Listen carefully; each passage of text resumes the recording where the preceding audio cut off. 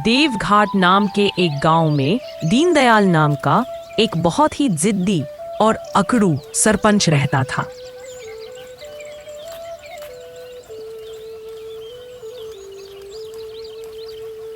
सरपंच साहब, आज 1 महीना हो चला है। आज आप मुझे मेरी तनख्वाह दे दीजिए।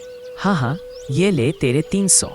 मैं कौन सा खाने लगा था? लेकिन साहब, मैंने तो आपके यहाँ पर पूरा 1 महीना काम किया है और आप मुझे सिर्फ 300 रुपए दे रहे हो।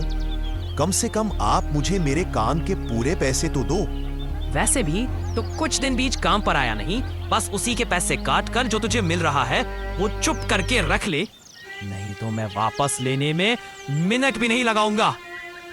रामू ना चाहते हुए भी वो 300 रुपए लेकर वहां से चला जाता है और दूसरी ओर से सरपंच का खास आदमी मुंशी रामलाल वहां पर आ जाता है। दीनदयाल परेशानी में घर के इधर उधर चक्कर काटने लगता है। अरे सरपंच साहब, आप इतने चक्कर क्यों काट रहे हो? अरे रामलाल, तेरे को तो पता ही है, गांव में फिर से सरपंची की चुनाव आ गई है। बस उसकी टेंशन मुझे अंदर ही अंदर खा रही है। लो जी, ये क्या बात हुई? आप ही तो हमारे सरपंच थे, हैं और रहेंगे। इतनी टेंशन मत लो आप। टेंशन वाली बात है, इस बार केशव चुनाव में मेरे खिलाफ खड़ा हुआ है और ईमानदारी का झंडा तो वो अपने साथ ही रखता है। सरपंच साहब, आप ही सोचो, केशव जैसे भी कभी चुनाव जीते हैं। राजनीति पैसे की है, ईमानदारी की नहीं। मेरे को बस इतना पता है कि इस सरपंची के चुनाव में बेशक पैसों से वोट खरीदने ही क्यों ना पड़े, लेकिन जीतना मुझे ही है। बस आप समय समय पर हमारी जेब गर्म करते रहो। बाकी बात रही सरपंची की, यजमान वो तो आपके ही यहाँ पर है। मुंशी रामलाल के बस जाने की ही देर थी। दीनदयाल बोलता है, मेरे को एक बार सरपंची का चुनाव जीतने तो दे, फिर रामलाल तेरी अच्छी जेब गर्म करूंगा।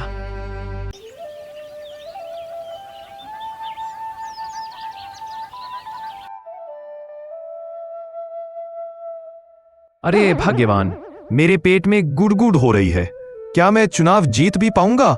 कुछ गलत तो नहीं हो जाएगा? अरे भगवान, तुम कभी अच्छा नहीं सोचते।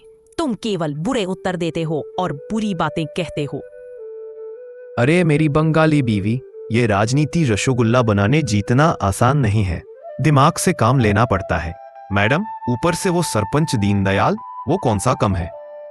ऐसे ही केशव और माधवी एक दूसरे से बातें कर ही रहे थे कि अगले ही पल दीनदयाल केशव के घर के गेट में खड़ा हो जाता है।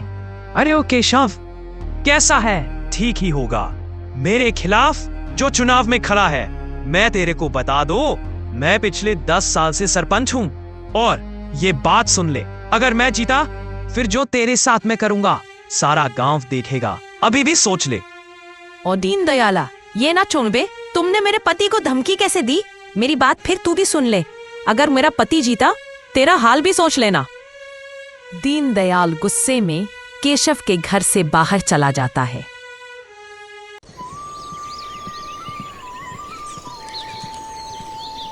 आज चुनाव के प्रचार का दिन था और लोग बड़े जोरों शोरों से चुनाव का प्रचार भी कर रहे थे। ऐसे में केशव भी अपने चुनाव का प्रचार बहुत अच्छे तरीके से कर रहा था और लोग भी उसे सुनना पसंद करते थे। दूसरी ओर गांव में बातें भी हो रही थी।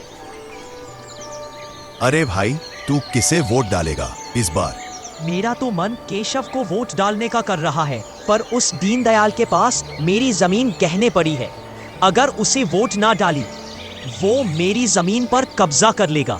ये भी बात है, लेकिन मैं तो वोट अपने दोस्त को ही डालूंगा। दीनदयाल तो बस नाम का ही सरपंच है। दीनदयाल बहुत चतुर था। उसने वोट लेने के लिए लोगों को पैसों की रिश्वत देना शुरू कर दी।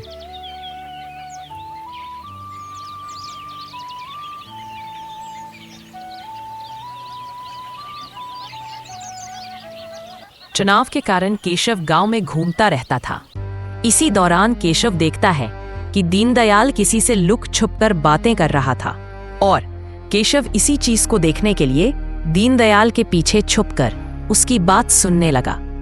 आज शाम तक दे दूंगा पैसे तेरे को। वैसे भी सरकार ने वो पैसे मुझे गांव में पानी की टंकी के लिए दिए थे। दीनदयाल गांव का इतना नामी इंसान होने के बाद भी ऐसी गिरी हुई हरकत करेगा, ये कभी केशव ने सपने में भी नहीं सोचा था। इसलिए वो सीधा पुलिस स्टेशन जाता है। केशव ने जैसा जैसा सुना वैसा वैसा ही सीधा पुलिस ऑफिसर को बता दिया।